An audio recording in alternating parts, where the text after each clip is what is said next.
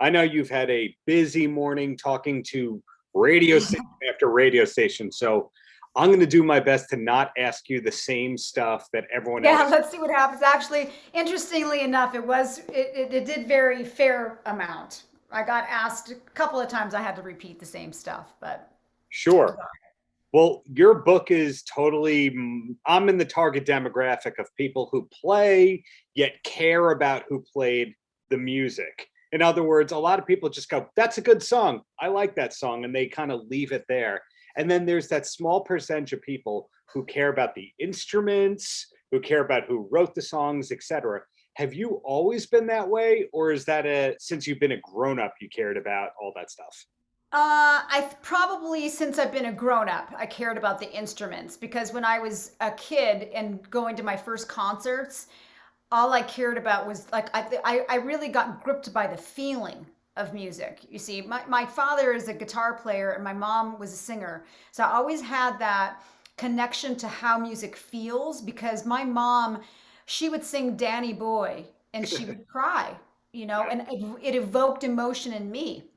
My dad played guitar and he was a sweet he is still a sweet guitar player where you can feel that strum in the tone and it pulls on your heartstrings, and then when my parents got divorced, the music was a way that I connected with my both my parents, especially my dad, and so music's always been emotional for me and the feeling of it. So like I photographed a couple of eclectic style guitar players in the book, John Fryer being one of them and Daniel Ash from Love and Rockets. And of course, John Fryer was the producer of my favorite Love and Rockets album, Sweet FA.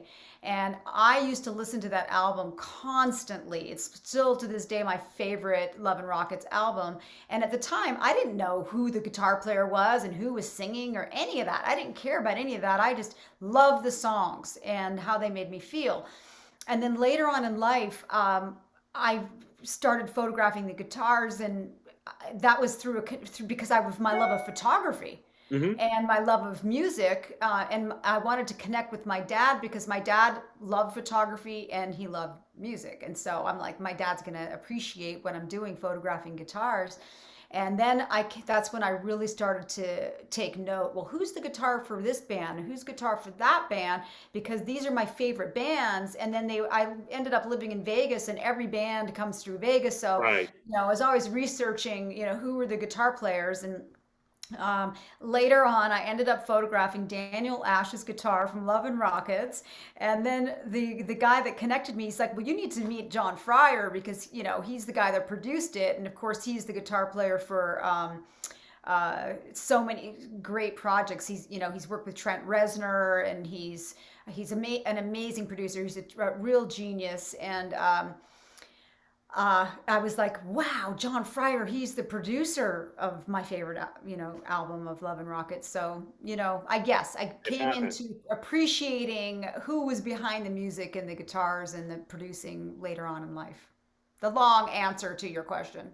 The appropriate answer to my question. And of the 160 or so guitars that we see in this book, it's great to see the diversity in terms of who you include. For example, if we were going to an Eddie Van Halen thing, we would then go, it's going to have Jeff Beck, Stevie Ray Vaughan, Eric Clapton. It's like that generation. But in your case, we see Lucinda Williams and Dave Grohl and Daniel Ash. It's all sorts of interesting performers. Is your music taste always been that varied as opposed to being pigeonholed to she only likes 80s rock, she only likes punk rock, that kind of a thing?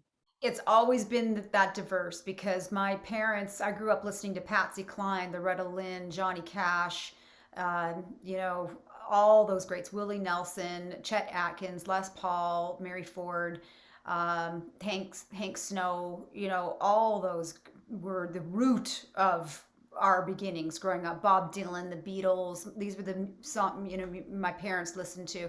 And then the siblings, I have a stepbrother and a stepsister and a real sister. And my real sister Colette, she turned me on to Joni Mitchell and Boz Scaggs and Carole King, okay? And then my stepbrother, he was into prog rock, so I got Yes and The Who, and then my stepsister, she was also 2 years older, she got me into AC/DC and ZZ Top and all that. And then my friends, my genre, we were into Van Halen and Fleetwood Mac and um, all that. So, I have this great, amazing cross section and I appreciate it all. And especially when I hear Chet Atkins and Mark Knopfler, come together and make an album neck and neck. I mean, that really, it strikes a chord in me. When I hear country music, it strikes a chord in me. Country music makes me cry. Mm. And I want to dance to country. I can two step. I grew up two stepping in Canada. So, I love it all. And the first book had 108 instruments.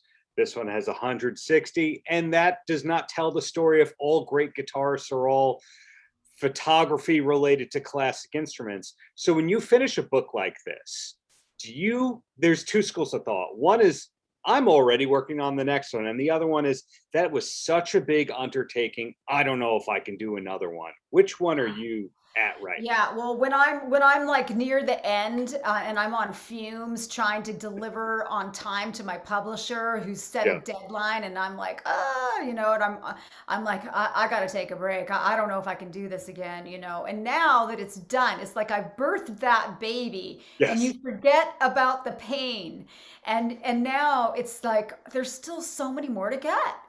Like there's still some that elude me that I can't get reach. Angus Young, I can't, Mark Knopfler, one of my all-time favorites. I don't have Stevie Ray Vaughan. I don't have Eddie Van Halen. So there's still Hank Marvin. I mean, Peter Frampton talks about Hank Marvin extensively in the foreword, and he would be someone absolutely that I would love to get. Eddie Cochran. I mean, there's a lot of these old timers still. So I think a third book's probably going to manifest once I get some rest. Right. The book has wonderful, you just mentioned a thing that I didn't call out at top. You got great contributions from some of the people who have the instruments. Anybody can photograph. No, I'm not saying well, but not everyone can actually get in touch with the people or the representatives or the people who own the instruments, which you do. In your case, is that the actual hardest part of the whole thing, making Totally. contact? Oh, it's the hardest part because it's always that follow up, follow up, follow up. You have to ask again and ask again. So you're always putting yourself out there and setting yourself up for rejection. So that's something that I really have had to work with. And as a spiritual person, as a yoga teacher, this project has really helped me to develop myself as a person because the anxiety that I would feel with the butterflies in my stomach back in the old days where you had to pick up the phone. There was no email, you had to call and, hello, and they're not exactly always friendly on the phone Right.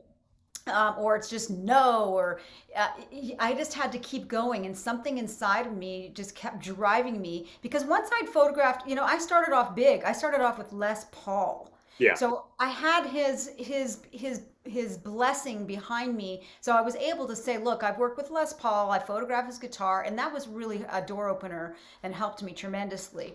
But not with everyone. I mean, I want to get Mark Knopfler's red Strat, and I wish I'd have known Leo Fender. Maybe he could have helped me, but I can't get through. But I mean, Gibson, Angus Young, my all-time favorite guitar player and band, AC/DC, can't get through to. So, you just have to keep believing in yourself, believing in your project, persevering, and not taking no for an answer. Like I asked ZZ Top 3-4 times. I've asked Mark Knopfler at least 5 times. AC/DC more, probably more than anyone. I asked Yeah. Joan Jett so many freaking times. And finally, I got Joan, so she's in this book and I'm so excited. I'm so happy. I have Lita Ford. I got Susie Quattro, some of the most amazing women in music, the forerunners that influenced Nita Strauss and St. Vincent and paved the way for these people that are in the book. So I've got a nice cross section of old school, the women, the first women in rock to the current day women in rock. That kind of leads into the other thing that I was super curious about. Being based in Las Vegas, it's not a secret that you're in Vegas, But Vegas has basically evolved into the hub of music that I want to see live. Everybody that I love is basically doing a residency there or has done a residency or is talking about one.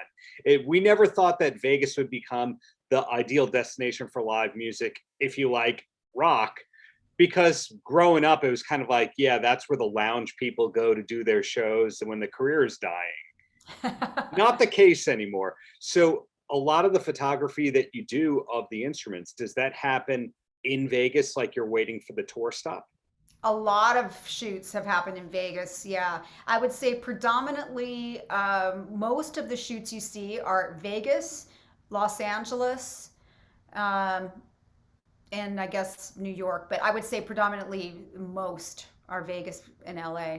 Yeah, because every band comes through Vegas. So I started off in New York, and I started with Les Paul, Lou Reed, um, um, Fight for Your Mind, Ben Harper. Hmm. Uh, these were the guys that I got there. And then, I moved to Vegas and I'm like, hey, this is even better. Because in New York, people would say, we're into it, but we're just so busy with the press and like there's no time. And in Vegas, especially back then in the early 2000s, there was no major press and media in Vegas. And really, there still isn't that much. So when the bands are here, they're chilling. They're, nothing to do. They're sitting around, they're getting ready for the show. But so there was more time for their management to deal with me, whereas in the major cities, LA and whatever, they don't have time to deal with an extra. So, and the thing in LA with a lot of the shoots there is I go to the artists' homes. They live in LA. Now they're all moving to Las Vegas. Or So, Nashville. You find that every great hair band is now half the band is in Nashville I know. Brian or Forsyth Vegas. from Kicks, his guitar's in this book, a couple of his guitars, and he's just moved to Nashville. Yeah. Exactly. They're all out there. And Nashville's what going rock and roll. for sure. And what you just said about Vegas, not initially having media, an interesting thing is the David Lee Roth retirement news was entirely global because of one interview that he gave to a Vegas newspaper. That didn't come from Rogan or Howard Stern or the Associated Press. That came from one Vegas newspaper. So that kind of makes you think maybe Vegas does step up as the rock city because they're willing to spend the money to get the people out there. That's true. And they build the venues. They build these gorgeous venues. So yeah, I'm hopefully going to be able to catch one of David's last shows, Diamond Dave.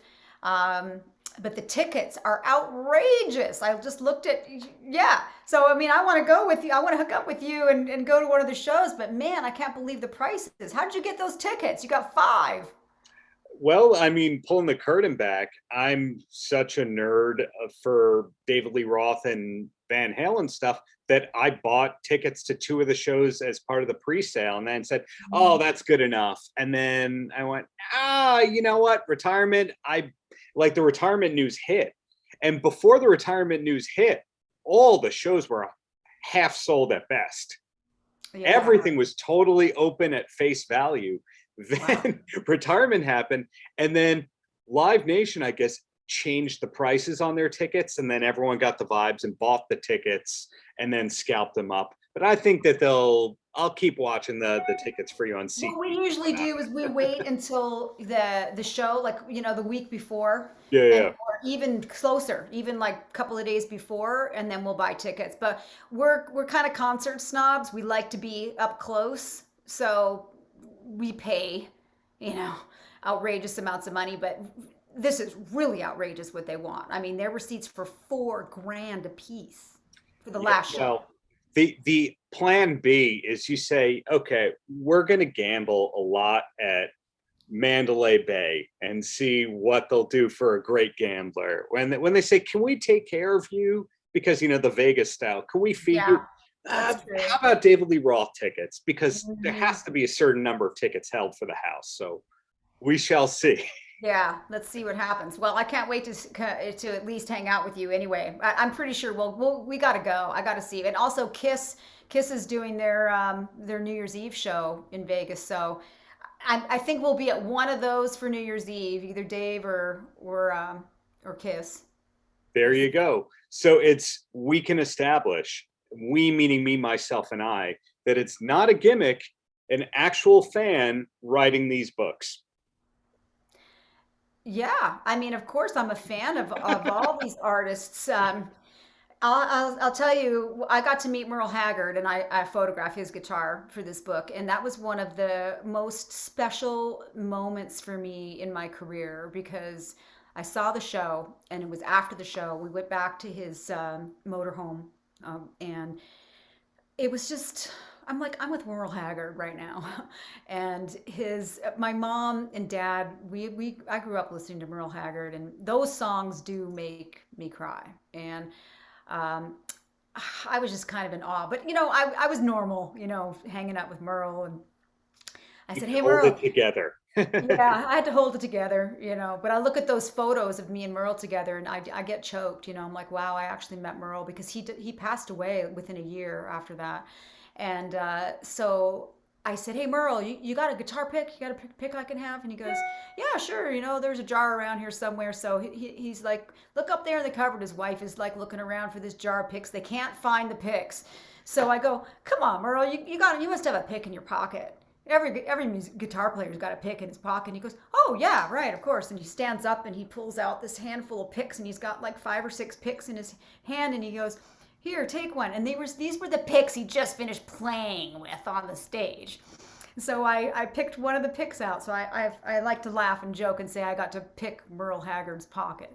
See what you did there. Well, because it has been a nonstop talk to Lisa Day on the radio, and we're wrapping up the day here. My last question for you has nothing to do with Immortal Axes or how great it is. It's, do you have a TV recommendation that you could pass on to somebody who just needs a new show to start? Well, if you want to have some good laughs, Schitt's Creek is really funny. I've been watching that, and I think it's great. I also just watched the first series of Foundation. It's a sci-fi based on Isaac Asimov, one of my favorite sci-fi writers. So Sure. the first episode was fantastic. And then I got one more. You got to watch the Nine Separate Strangers. I think it's called nine. Yeah. What is it? Nine Separate Strangers. 9 Perfect Strangers, Nine or the Perfect Strangers. 9 That's something it. like that. Yeah. Fantastic, and it's only 9, so it's not an overwhelming series to watch. So yeah. So we've learned that musical taste is great. The TV taste is great. Lisa, thank you for your time. Keep in touch on the Vegas gigs. Keep Awesome. up the greatness there. Definitely will. Thank you so much, Darren. Appreciate it. Paltrocast.